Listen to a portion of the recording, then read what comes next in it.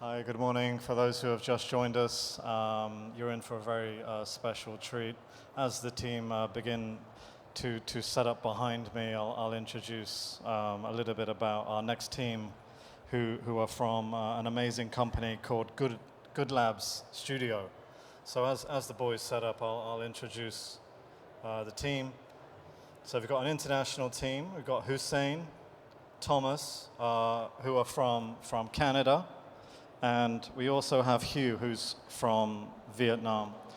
And Hugh, who's coming to stage. So Hugh is actually a reformed bad guy. So Hugh originally started on the dark side, hacking for interest, and he ended up actually getting into some pretty serious systems.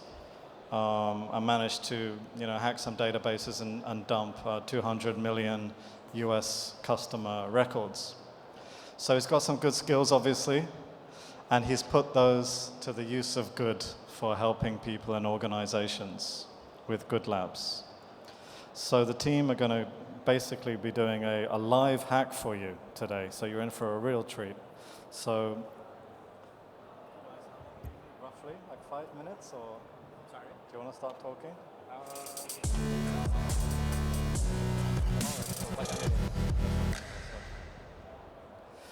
Okay, so the team will need just 1 more minute, and then we'll begin the live hack. Thank you.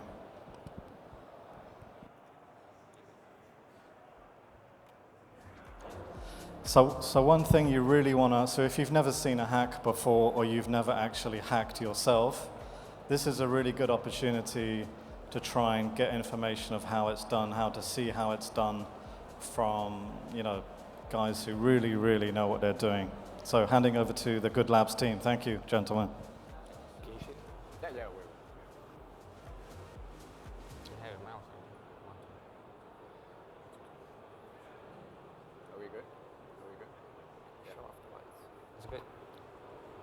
Well, good morning, everyone. Welcome to our Lighthouse in the Dark Web presentation. In this session, we'll focus on account takeover. And we'll bring you deep to the dark web to show you how scary our world is nowadays. Now, let's start with a fun poll first. I need a little bit help. Can someone lend me either 10 US dollars or 40 dirham? Anyone? Yeah, he got it. There you go. Can I take cash from it? Just take anything? No, not the cards. Oh, not the cards. Where's your cash? You can have some cash. I mean, we'll take the cards. Yeah. Okay. I want it back, though.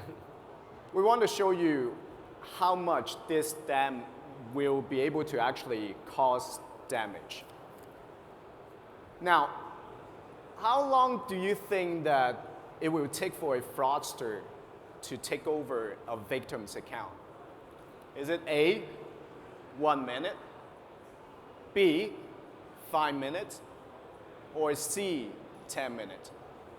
Now, who think that it will be A? Maybe put up your hand. Okay, very little people. How about B, 5 minutes? A bit more. Interesting.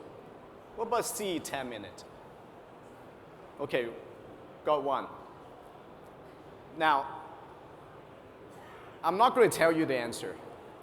Let's find out from a video that we obtained from the dark web from someone to show you how fast and how economical a fraudster can take over a victim's account. Now, just a spoiler, it's going to be very fast, so don't blink your eyes. There's no sound. No voice. Victim domain.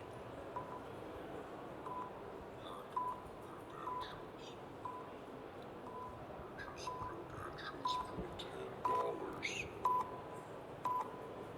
Download credentials file. access the account.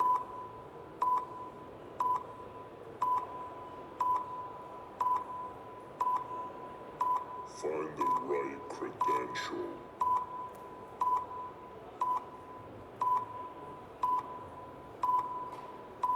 Victim's credential. Copy, paste, takeover. Successful account takeover.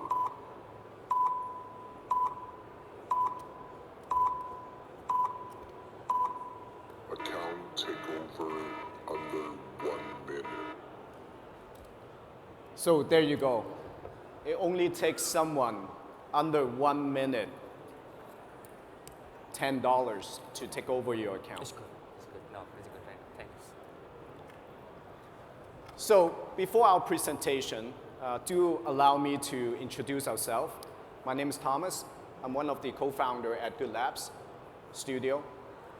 Good Labs is an advanced software engineering studio, and fraud engineering is a big, big focus on our side.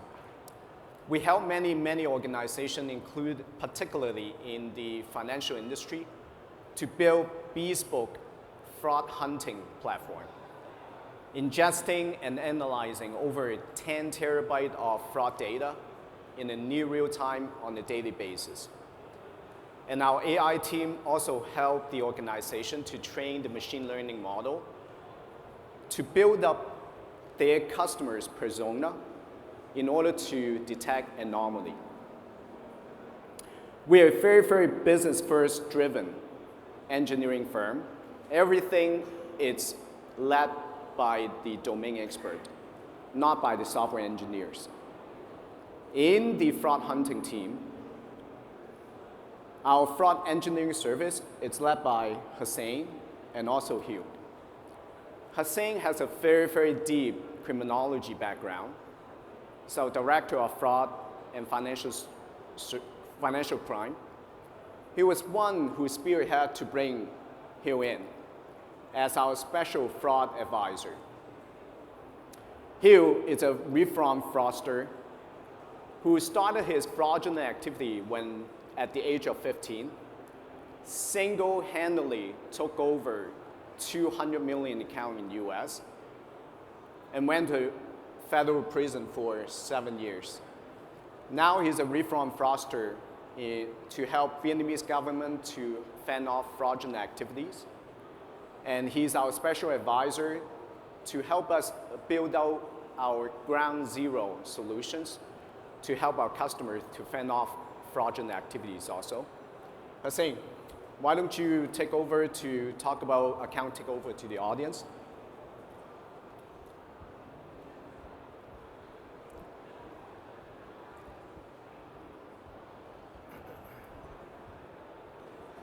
Thank you, Thomas. And thanks for taking us through that speed run video to really show us just how fast cyber criminals are going about their business in today's world. Now, before I continue with the presentation, let me provide some context on how we got here and why we do what we do. When Good Labs first brought me in, I remember one of the first things they asked me to answer was, what is fraud? Now, really just think about it. Fraud can constitute many things. There is this analogy I like to refer to. Fraud is like going fishing. You cast a really wide net, reel it in. Not all the fish will be the same, and not all fraud will be the same. So, through that, we began to ask the question, and we really asked ourselves, how can we better understand the fraud landscape? After extensive research, conversations with Hugh and the rest of the team, we began to answer that question, and in doing so, account takeover, or what is known in the industry as ATO, kept coming up. Fast forward down our journey, the next question we asked ourselves is, what is the earliest possible point to detect ATO? And how can we get to what we like to call ground zero to really break the cycle? Now, let's talk some statistics. The web has made it much more challenging for organizations and financial institutions to reduce fraud. And although our efforts in the industry continue to advance, we as an industry were not expecting the major shift experienced by the pandemic. Lockdowns forced many businesses around the world to adopt to the digital model at a rate we couldn't keep up with. And with that, the rise of ATO and digital fraud came about. Now, as we can see on the screen, there were roughly 24 million victimized US households in 2021 alone, with a global impact estimated to be around $12.5 billion. But back to my previous point. When you go fishing, you always want to capture the biggest fish. And that's why we set out to fight against ATO, as they make up the biggest portion of fraud, with a staggering 32% of fraud accounting in ATO in the banking sector. Now, let's get to why we're here. The purpose of our live demo attack is to show you the latest tools fraudsters have in their arsenal, along with just how fast and efficient an attack can take place. We've all heard of multi-factor authentications, whether that's in the form of a one-time generated code, confirming a sign-on, or even using an authenticator app.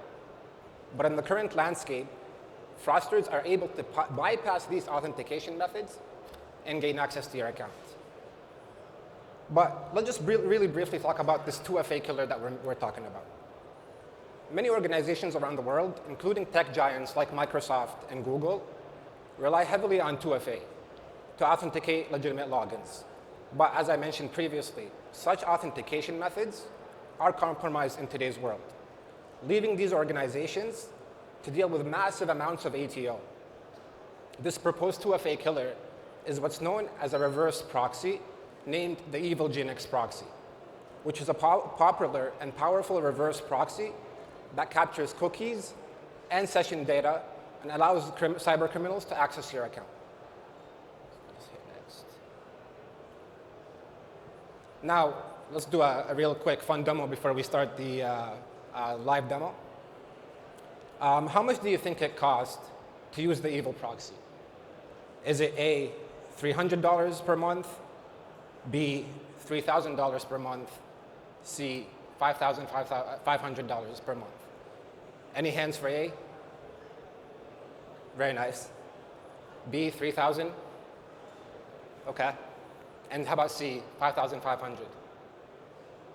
Okay, well, to everybody's surprise, it only costs $300 to have a subscription-based service to this proxy that you can use at your free will.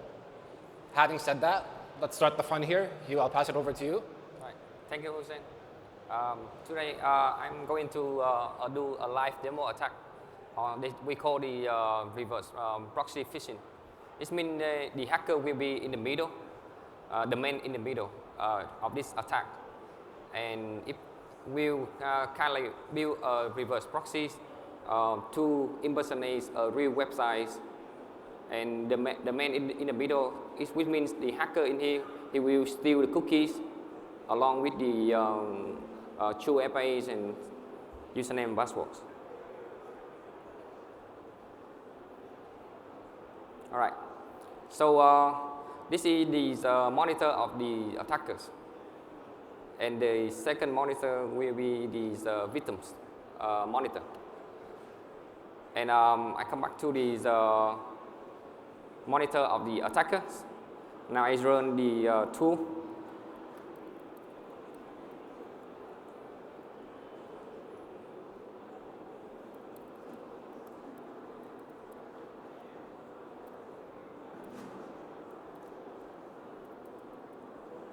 All right. So after the threat actor he's activated the tool, right? He will use the ChatGPT. A lot of people in here we don't already know about ChatGPT, right? You know, it's very popular nowadays. You know, with these very high advanced AI technologies. So for instance, right? I asked the ChatGPT to generate for me a malicious email for my phishing attack.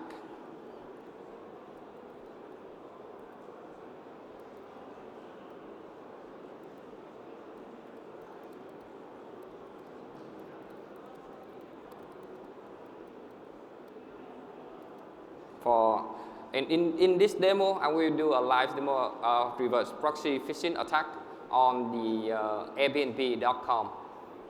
And many people in here will maybe already know about the Airbnb, and I will use my own account for this demo.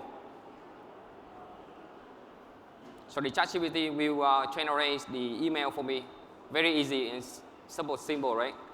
Nowadays, threat actor can take advantage of AI and machine learning to do a lot of malicious things like building malware, malicious email, stuff like that. So now I just copy these email content and get back to my email, the threat actor email, and then send to the victim email, which means also on my own account. So now I just, format it, look it much better.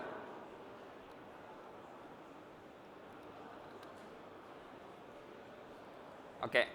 Basically, in this email, it's trying to convince the victims to click on the link, because it is a malicious email, try to convince the victim that their account, got some issue that they need to log into the account to fix the problems. And ChatGPT also will, generate for me the email title, the subject. After that, I just get back to the terminal of the hackers. So in this terminal, there is a phishing link. So I just copy and paste it. That's it. And now I send it. Now the victims check the email, right? There should be emails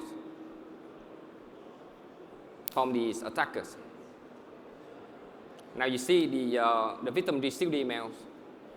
For a sophisticated more email phishing attack, the threat actor can impersonate the same email from Airbnb.com, and that should be not that hard. But in this attack, I take it simple and quick.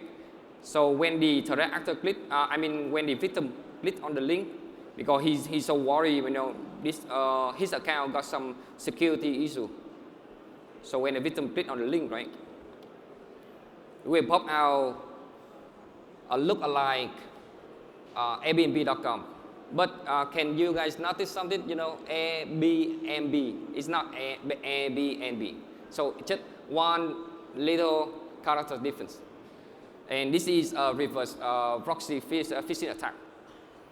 Try to steal these cookies to bypass the two-step authentication. For easier to see, I will move the screen of the attacker and the screen of the victims in one monitor, so you guys can easier to see. Okay, now you can see this.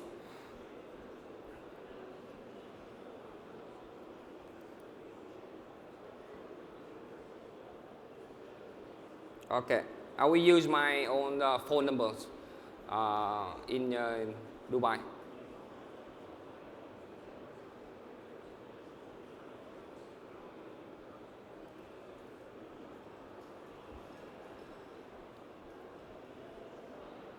And now you can see it sent me an OTP code to my phone number, But for everybody, easier to see the OTP code sent on the screen, so I send it to WhatsApp. And when it's sent to WhatsApp, right,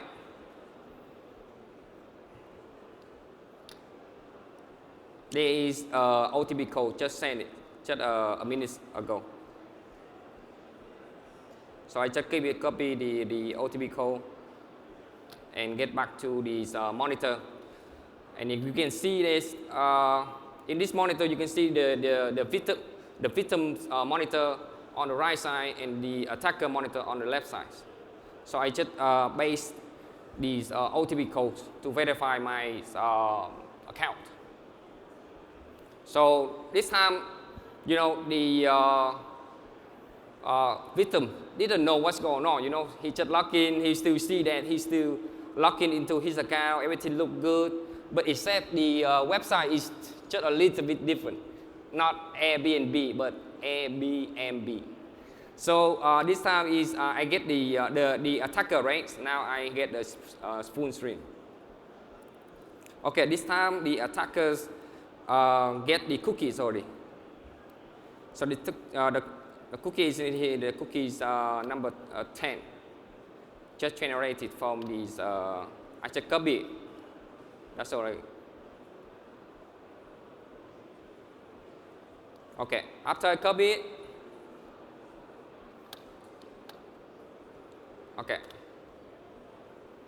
Now I open a new private window to clear all the cookie, everything to normal. This is these attacker machines. So that the attacker receive the cookies from the victims. Now he don't need to worry about the username, password, OTP, anything. He just needs to go to the website of the Airbnb as normally. And then now nothing in here. The only thing he needs to do is just he use an attention to import the cookies. After that, the next thing he just needs to press refresh. And boom, everything is here. You know, like the attackers gain access to the account of the victims without knowing any username, password, OTP, anything. Just simple as that. And it costs like on the dark web, $300 to set up everything. Nowadays they attack Gmail, any organization around the world, banking system with these techniques, and showing us that 2FA is not safe. You know, it's not 100%, but I mean 100% safe. So I pass it to you. Thank you.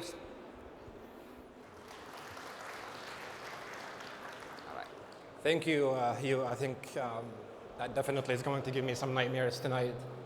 But I just want to really briefly touch on the fact that in the phishing link, we utilized the link Airbnb. But when the fraudster logged into the account, it was Airbnb's actual website. The second thing is, so being the cybersecurity experts that everyone here is, we're well aware not to click on these links. However, the general public isn't fully aware. But having said that, even us as cybersecurity experts can sometimes be tricked. How, you may ask? Fraudsters are able to utilize what's called an IDN homograph attack, which can really mask the URL of their phishing link to make it as authentic as possible. I'll pass it back to Hugh really briefly here to show us an example. And again, for the sake of consistency, we'll continue with Airbnb. Thank you, Jose. You know, this is a more sophisticated phishing attack. That's the attacker using these international domain name. It's called the IDN. This is called homoglyph attack vector. It's trying to use a lookalike character in Unicode and then try to trick the eyes of human eyes, you know, to see that even though in this example, right, we can see this. In this example, I will use Airbnb as well. But I changed just a little bit of the Unicode with the I. I changed the I with the Unicode I456. And then after that, you will see this.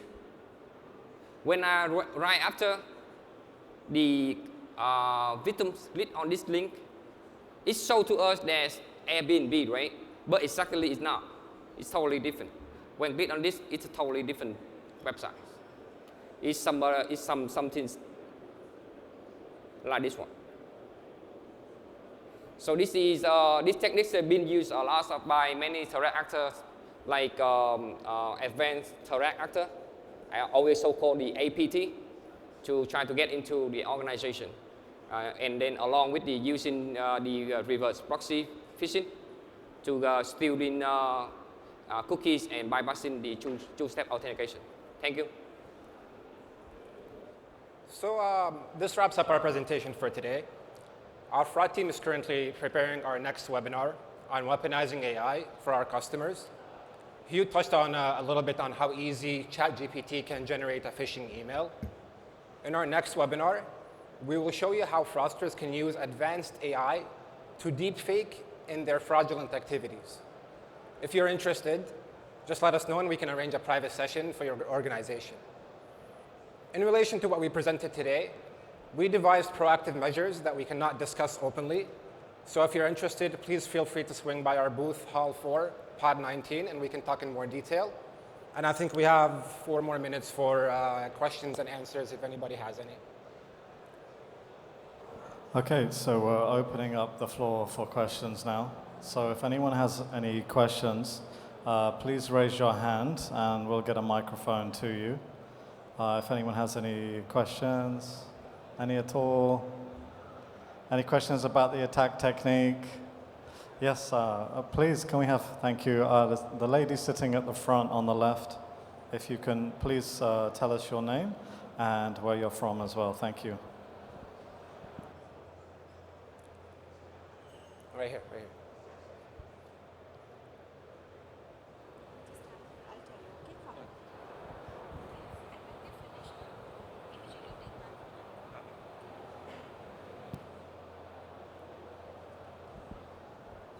Guys, can you please just check the Hello? mic? Thank you. Yes, Mariam from UAE. If you have an account in Gmail and it's been logging in everywhere, after some while it's been changed only for one computer. What's the reason why behind that? You cannot log in anywhere else, only one computer. For example, your work computer. Sorry, can you repeat the question, please? We didn't catch all of If it. you have an email in Gmail, okay, and it's been logging in everywhere, iPads, iPhone, or computers. After some while, you can't open it anywhere, only one computer, like one IB. Okay. What's the problem behind that? So I think if I understood your question right, with Gmail accounts, you're saying you've been logging into one computer specifically, and then when you try to log in with a different computer, it won't let you? Okay, so I think that's mainly because it's been tracking your activity for a given time, and it's connected to that device. But I think with the reverse proxy itself, you're able to bypass even any IP restrictions and log into any computer around the world with that account.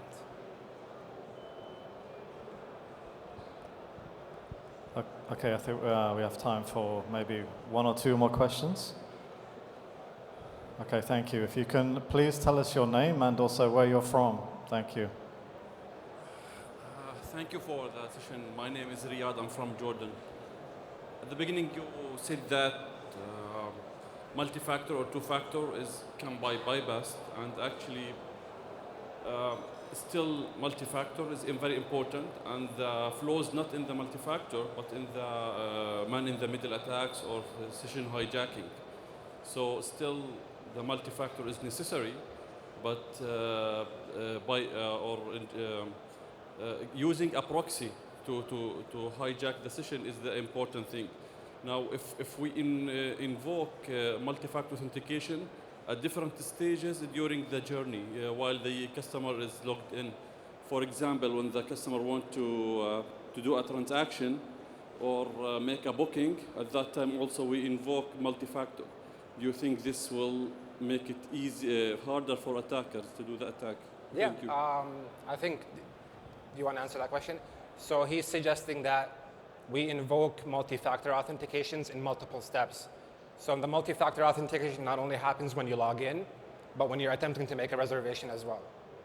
I think in that way it would be very effective to tackle such an issue, because typically the victims are prompted to click on that link because of the urgency of the link, right? Your account has been compromised, or you have outstanding payments, or whatever the case might be. So that would definitely work. But the question on the other hand is, can we get organizations to implement such thing?